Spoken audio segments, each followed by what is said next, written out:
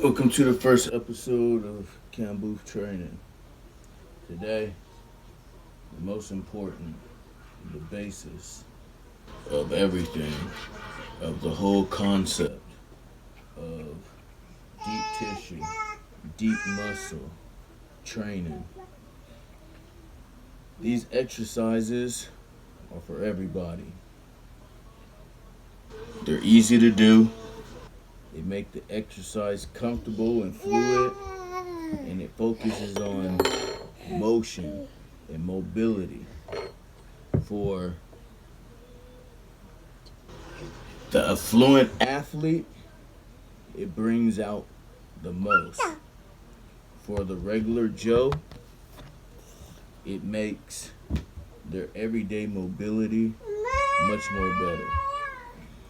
For everybody that practices KAMBUF, the very first thing that you want to get yourself is a medicine ball. This ball here is 8 pounds, which is pretty good size to start off with for me. For other people, it may be 4 pounds. It may be 2 pounds. I even have 1 pound balls that I use. And we'll show all of those scenarios of using the balls as we go forward. But you want to get one that has a little bit of weight to it.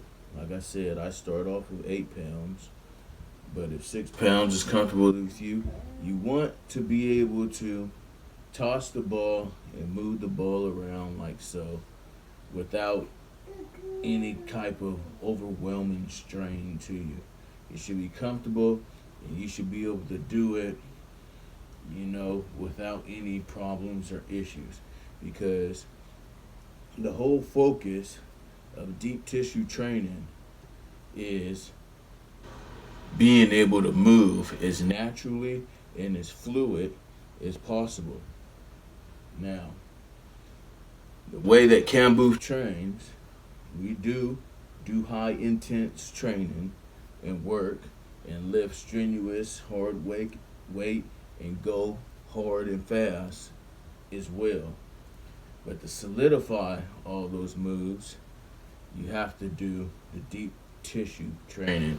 And the basis behind the deep tissue training is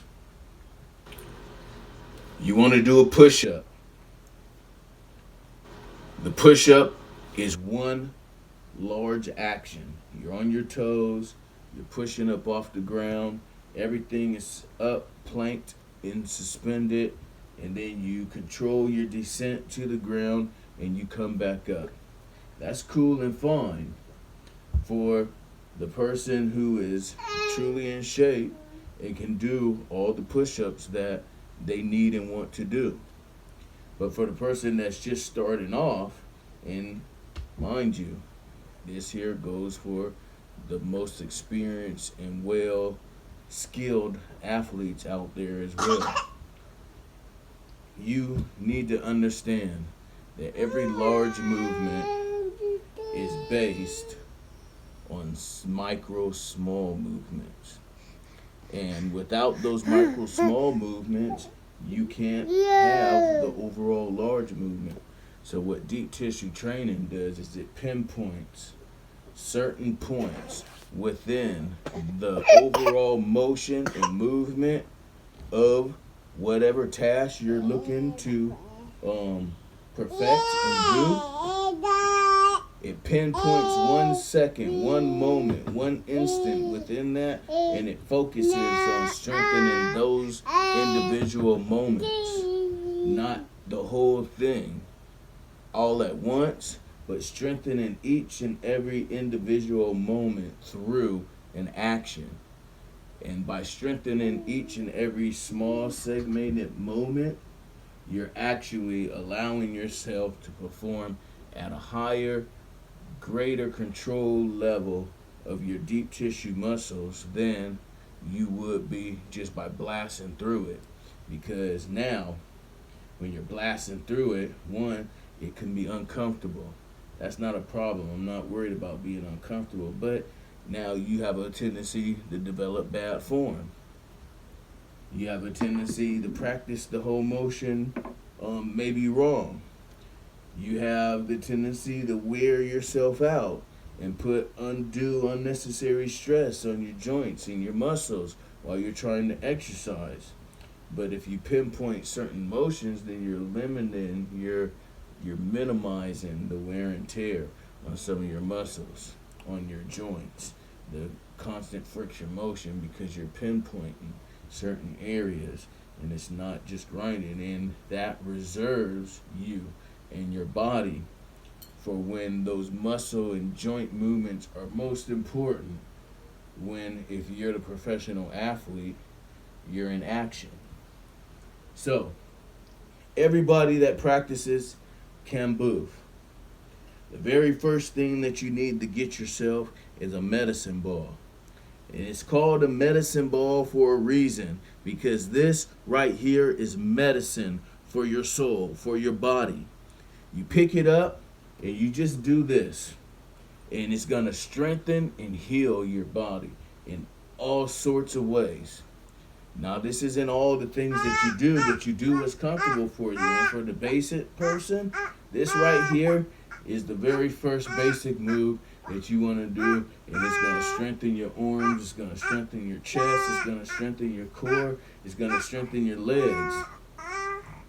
Because now that you're doing this, you also just, get into it however you need to. Put some music on, dance, but the point is that you want to move this ball around and let it flow, flow, flow. Put it out, hold it, bring it back, put it out, hold it. 8 pounds holding it out is a pretty good workout on you, and it strengthens, and most people probably won't even be able to do this.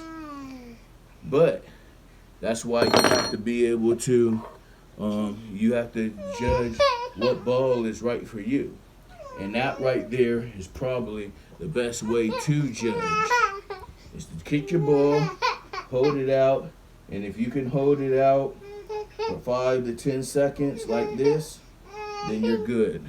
That's the ball that you want to work with, start out with. And that should be your go-to. And it should just be every motion that you can think of with the ball. Now, if you're athletes, then you use this ball. We'll just say basketball to start off with, since it happens to look like a basketball. But you can use this ball for anything. You get the ball, and you want to strengthen your post, for instance. You get this ball and you simulate the high post and the pass in. Here it comes. I got it.